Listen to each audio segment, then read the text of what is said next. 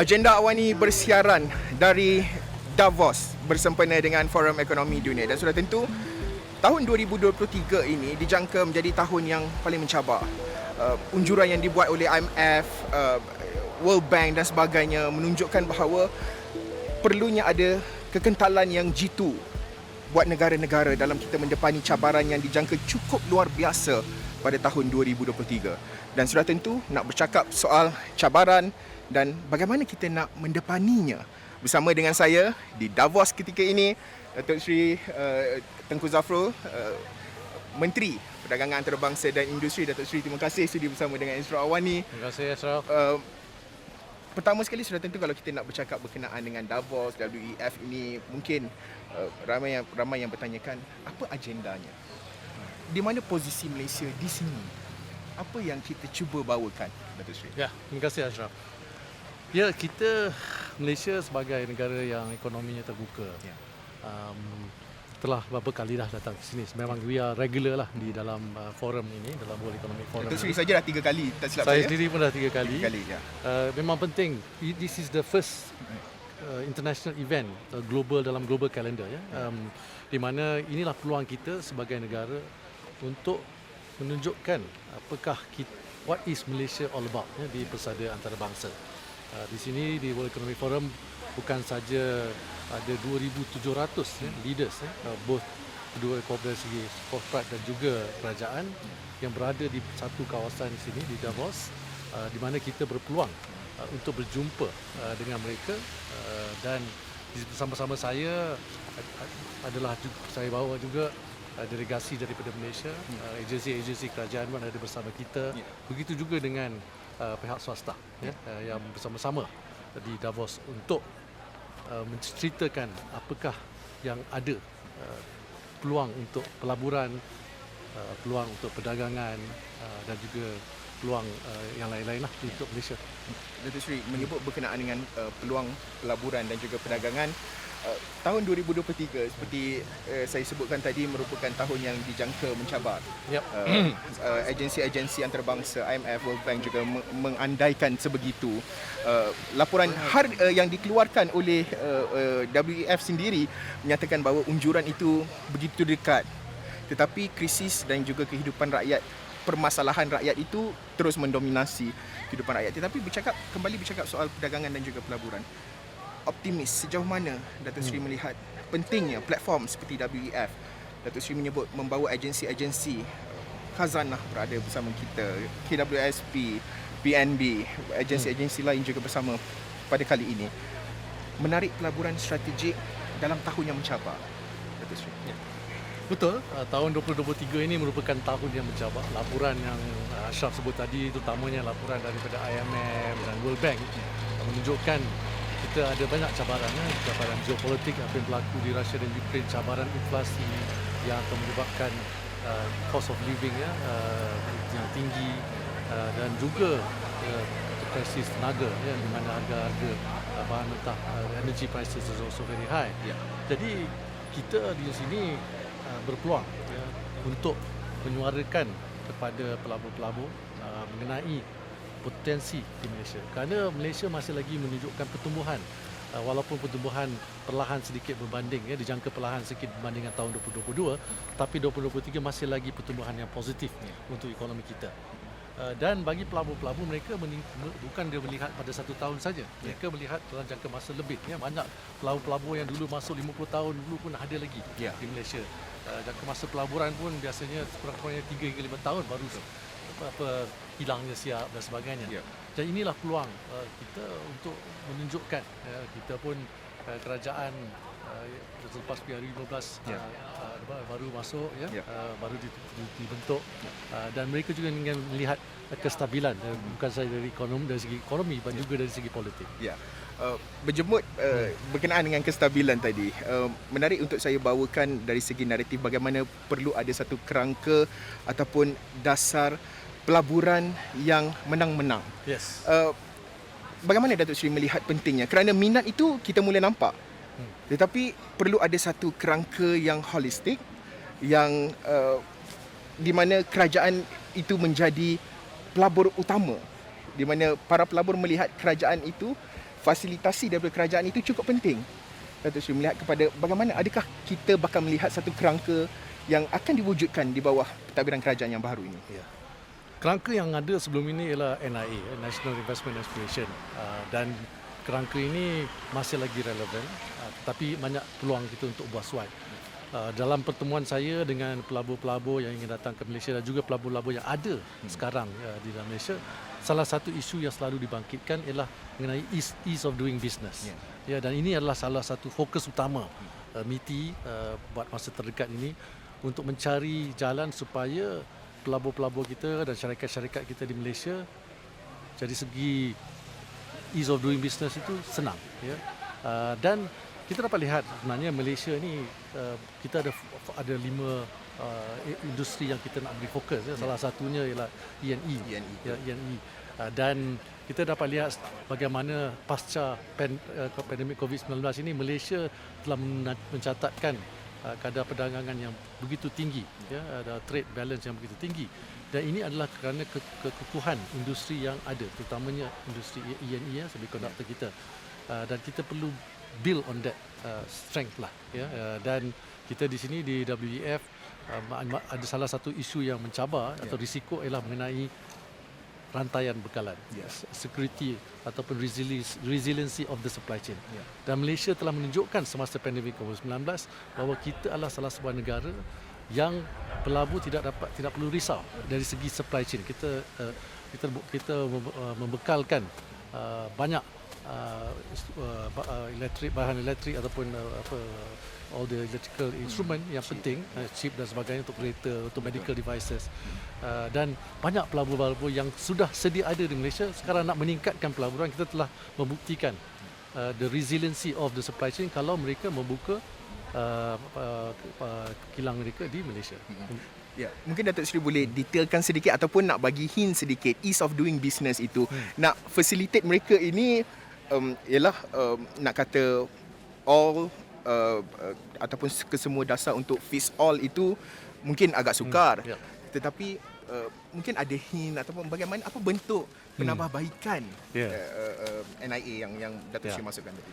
Ya. Yang Amat Berhormat Perdana Menteri sendiri telah mengatakan bahawa kita memerlukan pelaburan dan kita kena memudahkan carakan pelabur-pelabur kita untuk masuk. Kita dapat lihat juga bagaimana kerajaan baru-baru ini telah berjaya untuk address isu mengenai pekerja asing. Kita memudahkan, mempercepatkan, dan begitu juga untuk pelabur-pelabur. Mereka ingin melihat Malaysia sebagai sebuah negara yang birokrasinya kurang ataupun tidak ada lah kalau boleh. Dan kita di sini melalui agensi kita MIDA, kita ada agensi yang lain bersama-sama dengan kerajaan negeri, bersama dengan PBT, pihak berkuasa tempatan, semua kita kena buat satu macam one stop center kalau boleh, bersama-sama juga kementerian-kementerian yang berkaitan, Kementerian Dalam Negeri, Kementerian Sumber Manusia, ya, kalau dari segi agensi-agensi yang berkaitan, Bagasi Dalam Negeri dan sebagainya, supaya kita dapat menghasilkan satu proses yang customer satisfaction lah. Kita tengok lihat journey tu, dan masa ini masih lagi awal, tetapi saya mengharapkanlah satu peruntukan, bajet pun akan diumumkan oleh Yang Amat Perdana Menteri pada bulan Februari nanti. Kita perlukan satu peruntukan di mana fokusnya adalah untuk memudah cara peniaga-peniaga tempatan dan juga pelabur-pelabur asing yang ingin datang ke Malaysia. Datuk Seri, di Davos ini difahamkan ada satu sesi panel, sebagai panel. Mungkin Datuk Seri nak share sedikit bagaimana pelibatan Datuk Seri dalam sesi tersebut. Ada 2 panel yang saya akan terlibat. Salah satunya ialah mengenai supply chain, resilience rantai bekalan, di mana Malaysia sebenarnya seperti saya sebut tadi ada peluang untuk menjadi sebuah destinasi untuk pelabur-pelabur yang inginkan rantaian bekalan yang resilient ataupun yang secure. Kita dapat lihat bahawa negara tertutup disebabkan COVID-19, dan kita terus terbuka dan menghasilkan apa yang diperlukan oleh dunia, medical devices, kereta dan sebagainya. Yang keduanya adalah mengenai risiko-risiko dan cabaran-cabaran yang akan dihadapi oleh negara-negara membangun dan juga negara-negara yang maju, kita berkongsi pendapat bagaimana kita dapat mitigate isu risiko ini pada tahun 2023 ini. Okey. Bercakap berkenaan dengan risiko dan juga bagaimana kita nak mendepani Malaysia untuk kekal bertahan mendepani pelbagai cabaran yang dijangka berlaku pada tahun 2023 ini, penting untuk kita fahami kerangka dan juga dasar yang akan dilaksanakan oleh kerajaan baharu ini, melihat kepada fokus sepanjang tahun. Ini baru short term, kita nak melihat kepada long term, medium term, bagaimana perlu dilaksanakan kerangka yang holistik. Okey, kita nak berhenti rehat seketika. Kita akan bersambung selepas ini.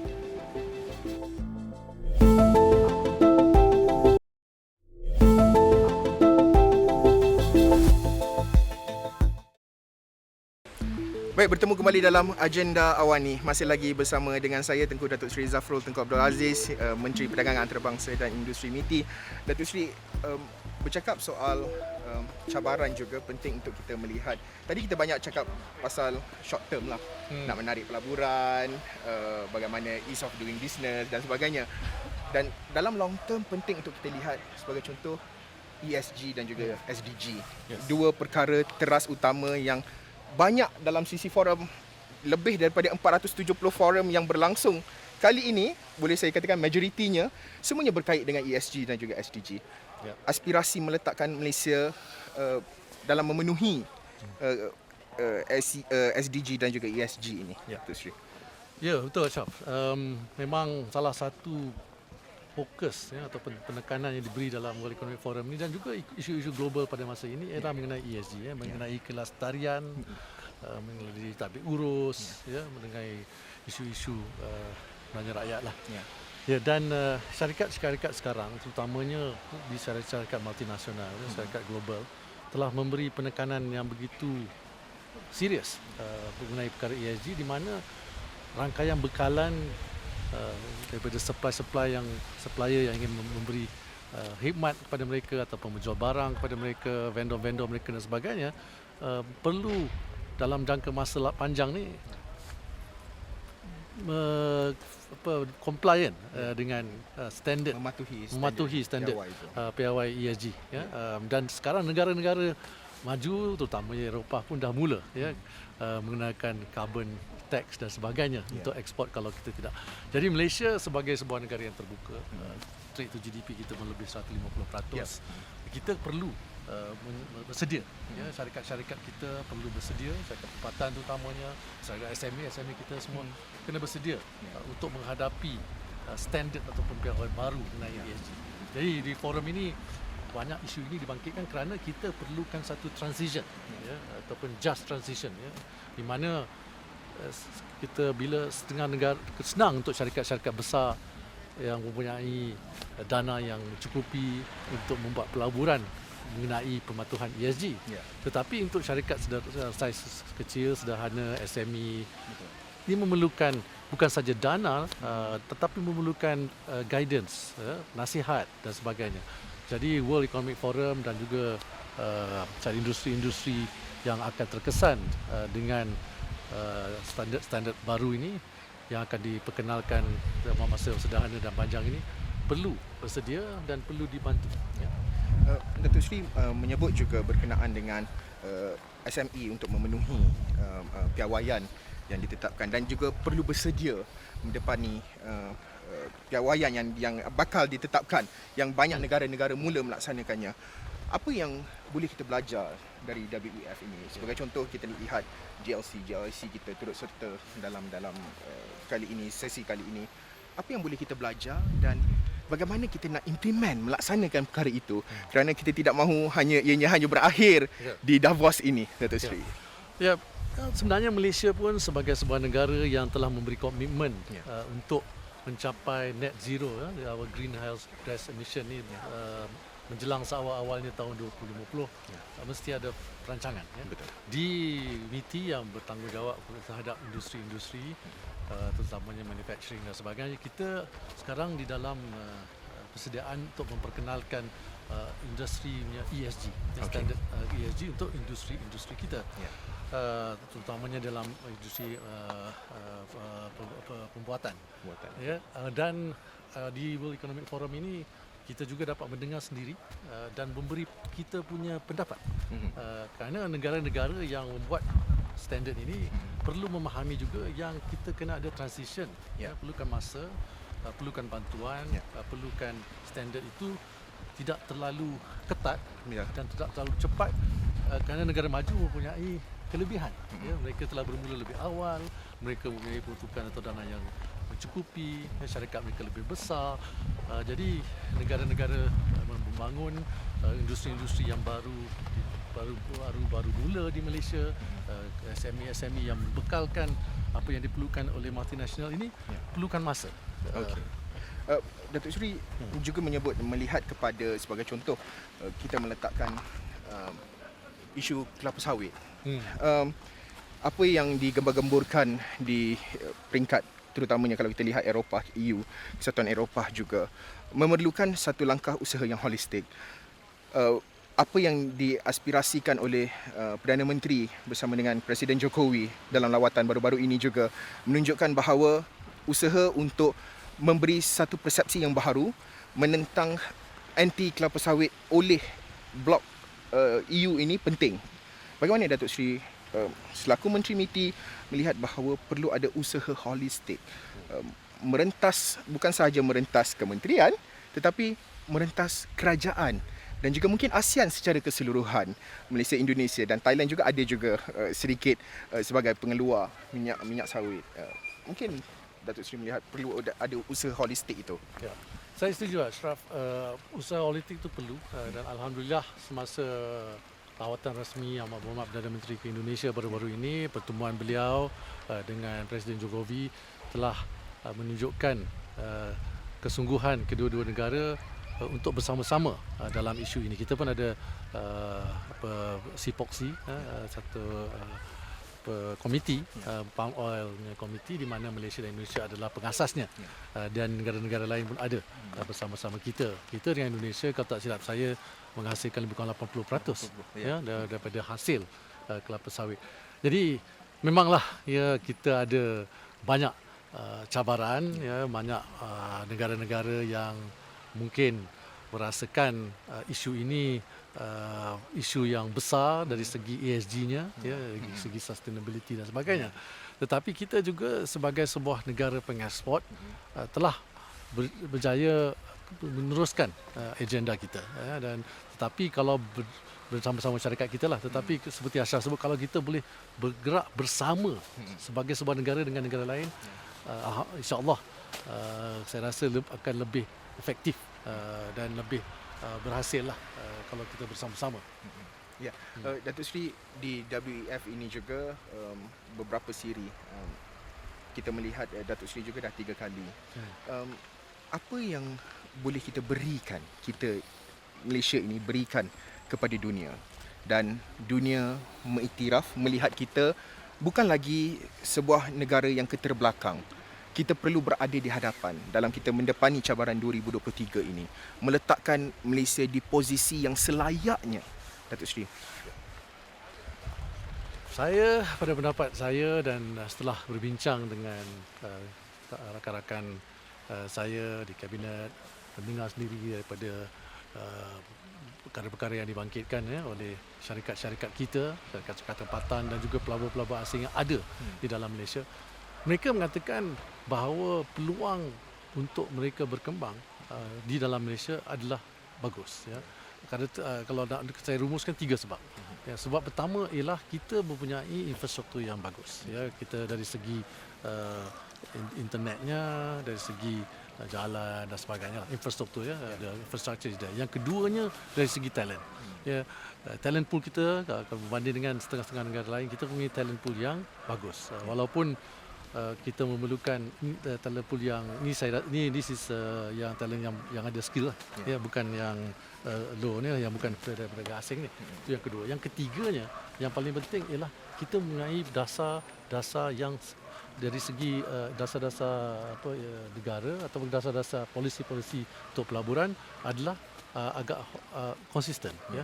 Dan dengan sekarangnya disupport oleh kerajaan baru ini, saya berharap tiga-tiga isu ini akan menjadi tarikan kepada pelabur-pelabur yang ada di Malaysia untuk melabur lebih, ya, dan untuk pelabur-pelabur baru untuk datang ke Malaysia, terutamanya dalam industri-industri yang kita nak fokus. We want to focus on the industry yang bagi value add, bukan saja industri yang tidak memberi value add. Ya. Pelaburan itu perlulah pelaburan yang berimpak tinggi. Yang betul, yang berimpak tinggi. Kalau saya boleh sebut satu lagi, banyak yang mengatakan bahawa kita terlalu fokus kepada jumlah nilai pelaburan.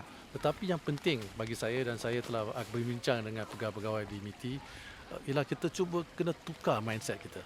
Kita kena mengukur bukan saja nilai pelaburan, tetapi mengukur dari segi apa jenis pekerjaan yang tercipta, berapa banyak pekerjaan, impaknya dari pekerjaan yang bergaji tinggi, pendapatan tinggi, supaya going up the value chain. Satu. Yang keduanya, apakah impaknya kepada GDP, KDNK kita dan kepada masyarakat around there. Ya, dan ketiganya ialah pemantauan. Ya, kita selalu bercakap mengenai nilai pelaburan, tetapi berapakah nilai yang telah direalisasikan dan dalam masa yang mana, macam bagaimana?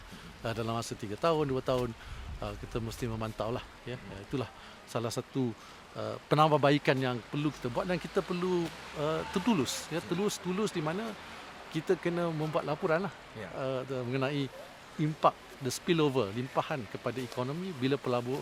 Dari contohnya setiap nilai RM1 ni yang dibelabur, apakah berapa banyak pekerjaan yang dicipta, ekonomi yang membantu di kawasan tersebut, dan sebagainya lah.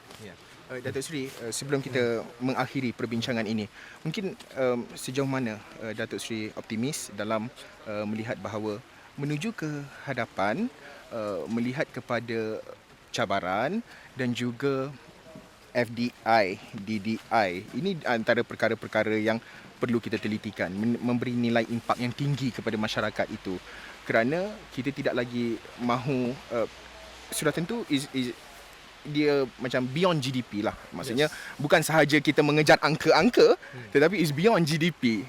Penghasilan kerja yang lebih baik, gaji bermaruah, ini perkara-perkara yang amat didambakan. Datuk Seri mungkin ada time frame tertentu lah yang mungkin apabila masuk ke pejabat meletakkan ataupun impian ataupun mengharapkan satu time frame tertentu dalam rakyat itu dapat merasai nilai tambahnya. Wah, itu selalu soalan yang susah dari segi time frame-nya.